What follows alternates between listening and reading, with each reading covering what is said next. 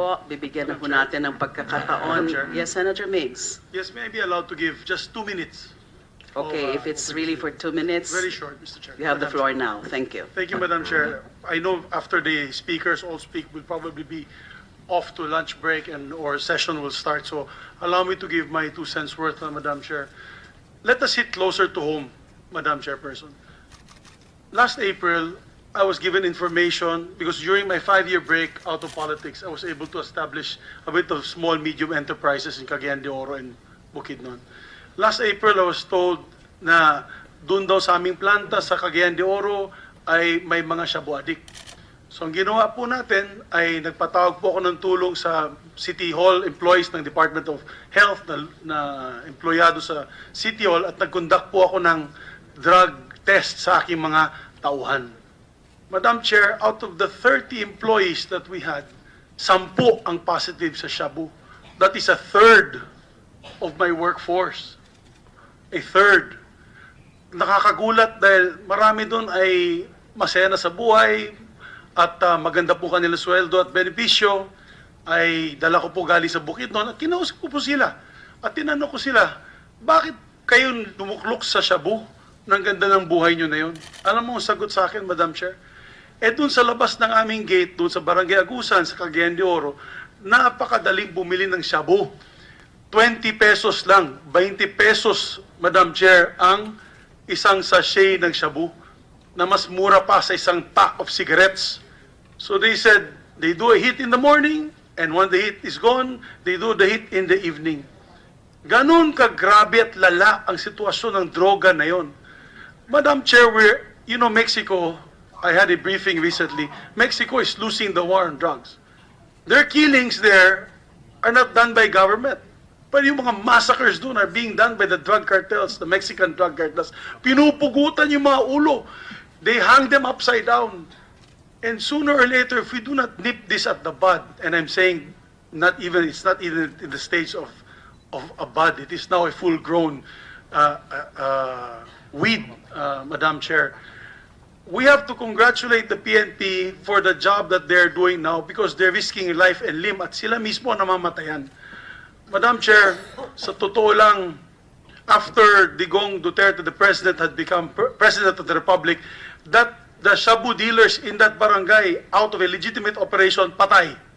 Ngayon, bumalik po ako doon. Ang sabi nila sa akin, tumahimik ang barangay. Wala na nang gugulo sa kanila. Ganun. That's the reality on the ground. And dapat ipakita din po natin yun dahil yung mga pamilyang apektado sa drug-related crimes are unbearable. Imagine a third of the workforce. What if you had 3 children and one of your children? Excuse me, Senator Migz, I'm sorry. So that's it, with Madam due Chair. respect. I know, Thank you. Madam Chair. Although I've been given 5 minutes, hindi pa siguro ako maabot niyan. But Madam Chair, again, I would just like to show the severity of the situation. I was principal author of the anti-drug law together with Senator Soto when I was a member of the House of Representatives. And it's only today that I see effects. Thank you, Madam Chair. Maraming salamat.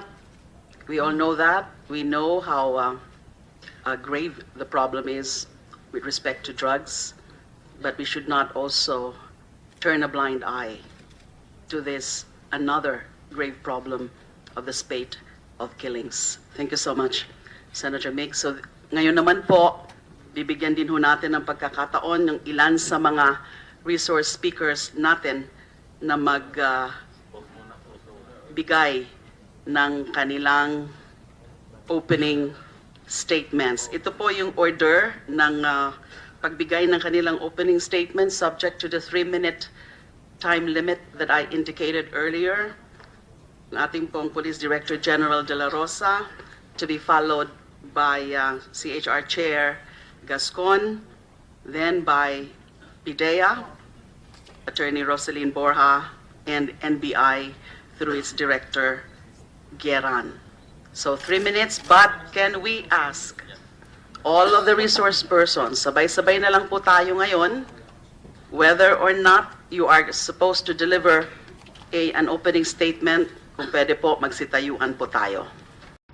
May I recognize at this point Senator Alan Peter Cayetano to also deliver his own opening statement. Thank you, Madam Chair. And Madam Chair, while they are fixing the the projector, may I just greet you good morning and good morning to our guest.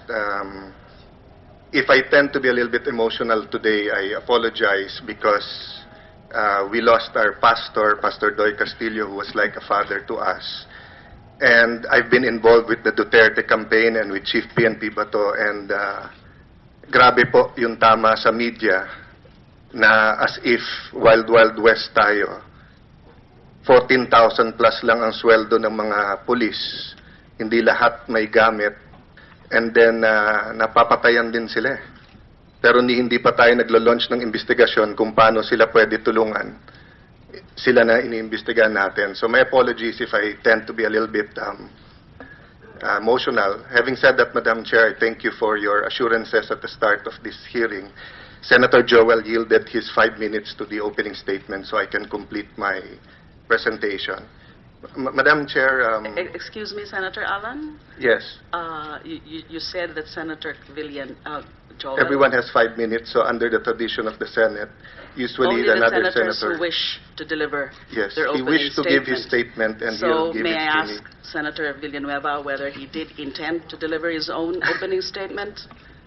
I wasn't supposed, but considering that there's a request from our good friend, we will yield the 5 minutes, Madam Chair. With due respect to Madam Senator Chair. Alan Peter Cayetano, Madam I Chair. don't believe that, as mentioned, Well, just Madam a Chair, minute, usually we Senator respect each other here. Villanueva just said that he did not intend to deliver a statement. I will just talk very fast, Madam Thank Chair, you. but usually, let me put on the record, we respect each other's opinion here, and it's not a matter of intent to give a opening statement. If Thank you. everyone is allowed to give a statement, you can yield your time, whether it's in the questions. You are new here, so I will understand that, but that has been the Thank you. tradition here in Please the proceed. Senate. Thank you. May my time just start now, please. When the righteous are in authority, the people rejoice, but when the wicked bears rule, the people mourn. I'm not talking about the Aquinos, Arroyos, or the Dutertes. When the drug lords rule, people mourn. But when the law enforcers, the righteous, are the one ruling, walang patayan, may katahimikan sa ating bansa. Next slide. It is being made to appear in the media and with no help by some so-called human rights advocates. Next slide, please. That grabe ang patayan araw-araw. Please take note from 2010 to 2015 during the Aquino administration, an average of 35 ang patay araw-araw. Ngayon po, sa ilalim ni Presidente Duterte, 20 po. No, more than about a third are now, their lives are now being saved every day because of the efforts of the PNP. Next slide. The old norm was drug lords and their cohorts acted with impunity. People have low trust sa PNP, fiscals, judges, high-ranking government officials are involved in the illegal trade or protectors, and people hindi nakakadama na sila secure sa kanilang bahay, sa kalye, sa kanilang trabaho. Ngayon po, the respect and fear for the law has been restored. Drug lords and their supporters are on the run. People are beginning to feel safe, renewed trust on our law enforcers and government under President Duterte. Next slide. Are we using the term extrajudicial killings loosely to discredit the PNP and Duterte administration? Whether it is the Commission on Human Rights or our dear chairperson, I was hoping that they would educate the people more and the media para hindi sila mamislead na lahat ng patay ay extrajudicial killings. Bakit po? Ito po ang sinabi ng dalawang justice. Next slide. There is a need for a clear-cut killing of what the extrajudicial killing is. The name is a misnomer since every killing outside death penalty is extrajudicial. Dalawang justice po nagsabi niyan. So ano po ang ginawa ng Aquino administration?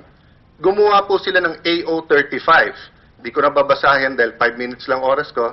Next slide. Dito po ang importante, the victim was a member or affiliated of an organization to include political, environmental, agrarian, labor, or similar causes, an advocate of the above-named causes, a media practitioner, etc.